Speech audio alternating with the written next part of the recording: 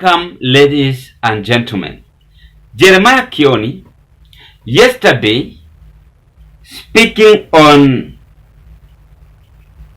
Azimio legislative workshop, attacked Kenya Kwanza administration. He described the government as a disaster government, horrible, a government which cannot consider Kenyans' welfare as well. He also mentioned the NADCO report, and he urges the members who are there and across the country that this is their last point of defense, with the aim of mentioning going back to the streets, because Kenya Kwanza have failed to deliver the promises to them. I have that clip, and in this clip I'm going to display to you. It's going to form the basis of our analysis. But before I display that clip, ladies and gentlemen, please do me a favor. Consider to give this video a thumb of like. When you like this video, it will help us to reach to several people in the YouTube platform. And this is a kind of job offer you are offering to our channel. Mukienda kitanda kulala na hii watu ya KK, there is no other hope left for this country. The very little hope that is left is this widow of NADCO. Na Wakenya wale ambao wako na imani ya kwamba kuna jambo lolote linaweza fanyika after this, wanawaangalia. So don't lie to us that you are going for project. Those are stupid old stories. When you talk to Kenyans out there, they are suffering, and when they hear you saying some of these things, they wonder which umeagushwa kutoka which planet. Na ndio naona sisi watu ambao wanakaa karibu na mlima, because how is it that we had 32 members of parliament? In fact, in Azimio, it was Azimio, ODM, and the next largest parliamentary party was Jubilee. It is ODM, Jubilee, Wiper, DAP in that right. And we find ourselves that it is very difficult for us to even feature on programs because our members took off. I know that is why you forgot me on the program.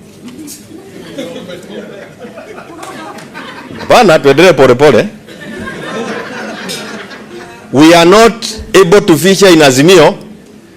Na wale wengine wakisema they are shareholders there, everybody can see that they are actually also strangers in government, in that regime. So hatuko kwa serikali, na hapa pia tunafinywa, tunatoka nje. Lakini sio kwa ubaya, is because of bad manners by those people who are elected into parliament with a Jubilee ticket. And we have a whole region of Mount Kenya region that is not in government. By their own definition, unaweza angalia, they are actually inviting themselves to this Limuru thing kwa sababu kule kumewaka joto, they have no stay. Na hapa pia tunajaribu kuona vile tutakaa. Kwa hivyo Friday, this is what has informed us and I want to tell you, what has informed us in the mountain is that our voice is lost. A block with almost 8 million votes is lost. And we meet on Friday, this Friday, at Limuru to do the Limuru 3.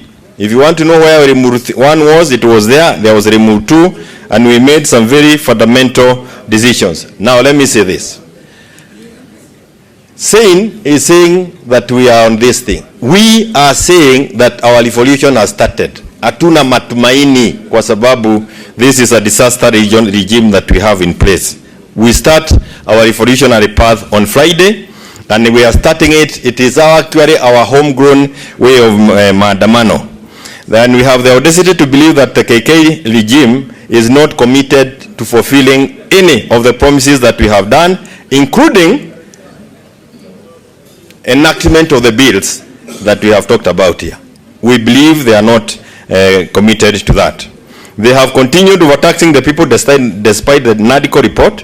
They have indicated that the issues of cost of living is they are preserved, yet the cost of living has continued to go up.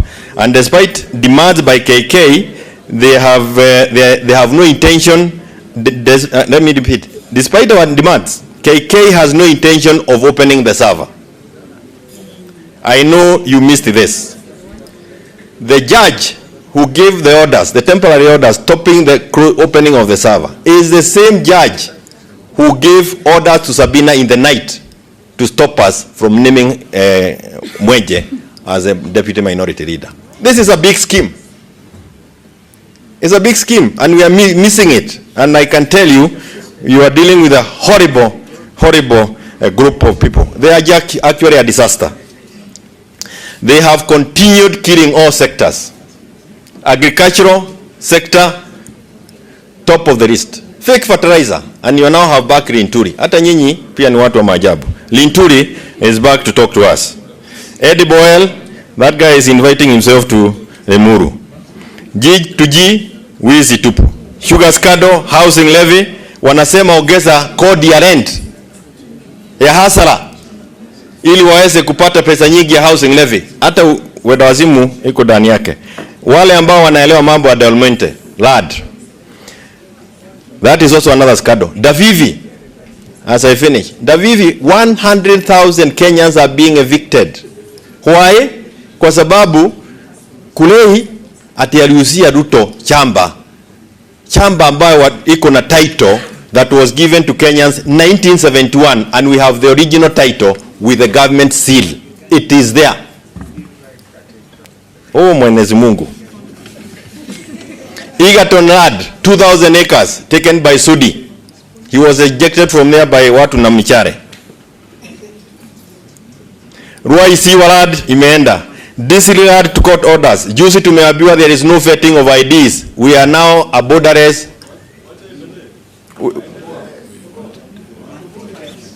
I'm finishing. I'm just finishing. We have no vetting of IDs, so borderless. Goja 2027 mtachangaa wale walipiga kura wametoka wapi. They have been unable to fire hard of floods because it themselves is a disaster, and a disaster cannot declare another disaster a disaster.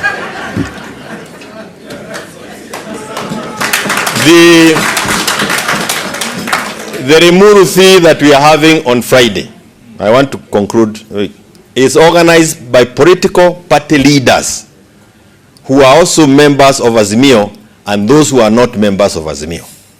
Over 31 political parties have come together in that region. And we are calling ourselves together because we have come to a conclusion that there is no hope. The only thing we can do is to push back mpaka wakati yake ifike. Tafadhali nyinyi pia msaidie sisi. Shikilieni akina Sifuna. Don't allow these guys to collapse. They have collapsed everything and they are not going to help anything. If you have any iota of hope, wachana na hiyo. Tuombe Mwenyezi Mungu hii miaka 3 ikuiche kama jana. We throw them out. But we have to be very careful because they are also working kufanya hayo mambo yote. So I am saying we are going to be there. There are those leaders from our region who are also feeling na wengine wanafanya biashara na si baya, lakini tafadhali wachana na hiyo biashara kidogo. Listen to Jeremiah Kioni. Remember, Kioni is a man who is working hand on hand with Uhuru. I will keep on repeating this. They are the same people who are propelling for Limuru 3 to block Rigathi Gachagua. So we want to ask ourselves, why do you think Jeremiah Kioni set back to attack Kenya Kwanza administration?